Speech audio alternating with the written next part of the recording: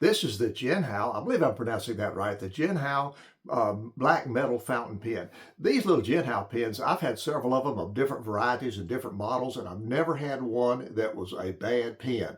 Now, they're not the best pen you can buy. I'll talk about that a little bit later. But for the value, these things are just unbelievable for what you get. In this box right here, with this particular model, and this one is the well, it's they call it the black metal fountain pen.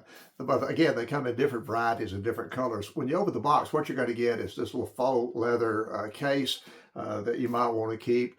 And then you get the pen. These pens, and I go back and talk about the JINHAO and some that I have.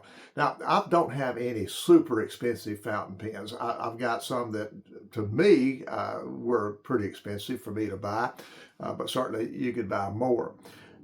Those leak just as easy or just as bad as some of the inexpensive ones. And I know, well, you got to do this and that, but the cartridges, they always having trouble with those pens, and they'll leak just like an inexpensive one was.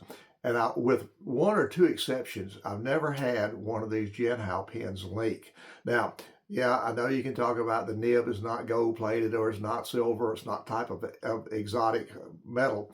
But the thing is, this pen puts a line of ink on a piece of paper almost as good as a $400 or $500 pen will. Again, for everyday use, they're unbelievable for the value that you get. I enjoy writing with them. I enjoy writing with all fountain pens.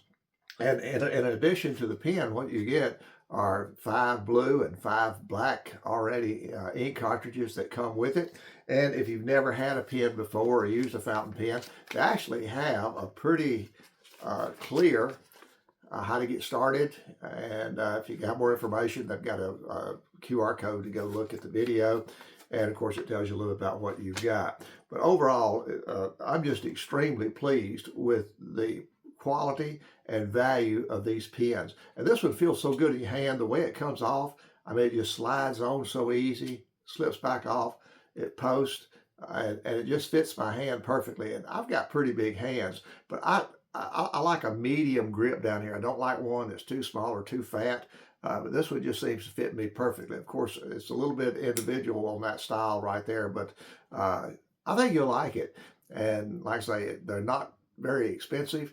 And for what you get, I think it's a tremendous bargain.